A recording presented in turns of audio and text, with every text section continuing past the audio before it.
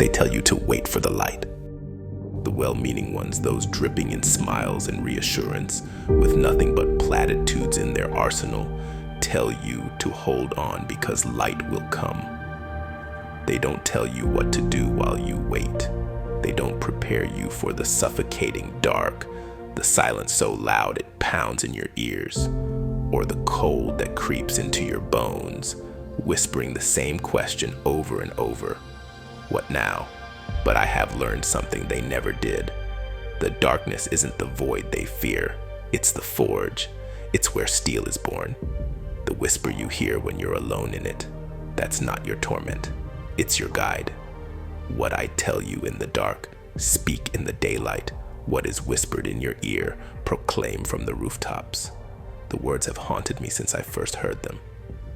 What kind of truth could carry such weight that it must be shouted from rooftops? And what kind of courage does it take to shout when the world below is waiting to laugh, to jeer, to tear you apart? No one tells you that truth and isolation are lovers. They wrap themselves around you when you start seeing the cracks in everything, your family, your upbringing, the illusions passed down like heirlooms. Those who see the truth are exiled. You don't get to play nice with a world that thrives on lies. The dark came for me early. It stripped me down and forced me to see what most people spend their lives ignoring.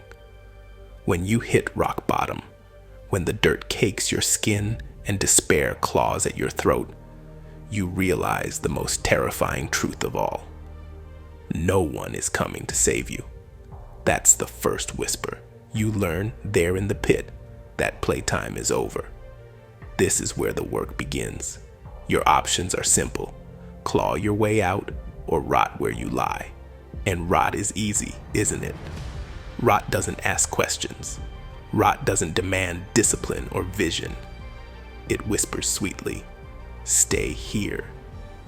The world outside is harder than this, but I refuse to die there.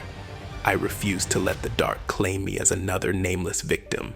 In the dark, ambition whispered to me, move, strike, fight. It didn't promise me success. It didn't promise me safety.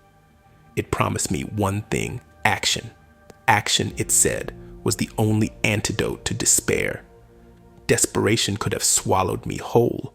It could have made me lash out like so many others, a blunt force of rage against a world that seemed indifferent. But I learned something. Desperation isn't the enemy. It's the fire that sharpens the blade. It's the fuel that keeps you moving.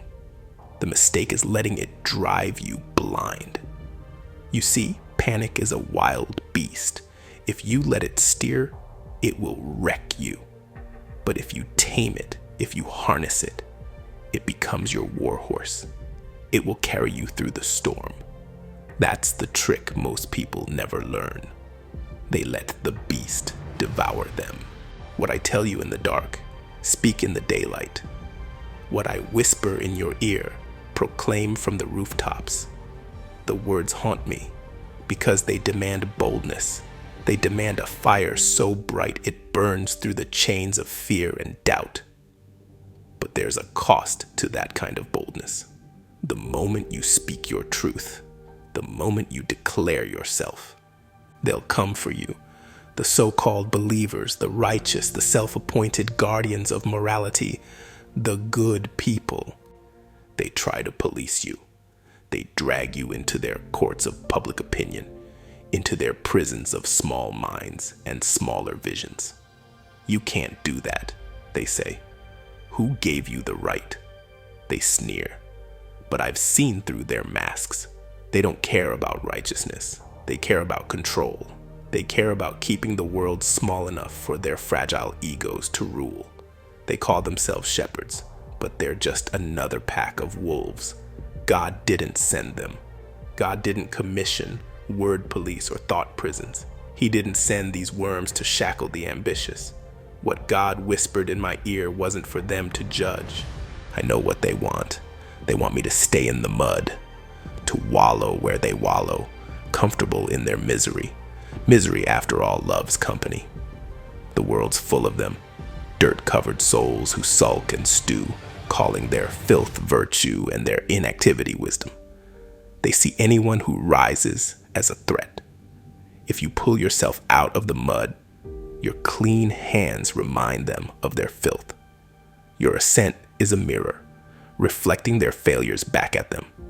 They resent the reflection, and they resent you for holding it. But I've been in the mud. I've walked through the valley of the shadow of death, and I learned something they didn't. The only thing worse than the mud is staying in it. There's no straight path out of the dark. Life moves in cycles, contraction and expansion. You draw in when the storm hits, when the world beats against you. You preserve, strategize, and build strength in silence. That's contraction.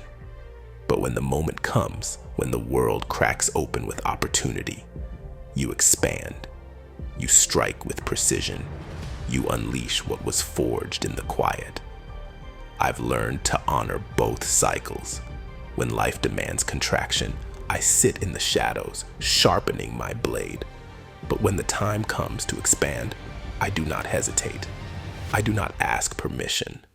I shout from the rooftops, and I let the world hear my truth. But there's a war within me too. The part of me that remembers the mud whispers lies. It says, "Who are you to rise above? Who are you to proclaim anything? You deserve nothing." And it's right, deserve. The very idea makes me laugh now. What did I do to deserve life, breath, or strength? Nothing. What I have is a gift, a seed planted in the soil of my soul, a chance to grow something worthy. If I want more, I have to earn it. Life doesn't owe me anything. The world doesn't owe me anything. If I want to rise, I have to climb. If I want to eat, I have to hunt. It's as simple as that. I've stopped apologizing for the clarity the dark gave me. I've stopped making excuses for the fire that burns in my chest. If others can't handle the heat, let them step aside. They'll call me arrogant. They'll call me ruthless. But what do they know of life and death? What do they know of the choices you make when the abyss stares back at you, and all you have is your will to live? I have no time for their opinions, no patience for their mediocrity. I won't let the small-minded police my purpose. The truth demands I stand my ground. Before I conclude this journal entry, I must leave this one last note. It is called the Principle of Illuminated Revelation.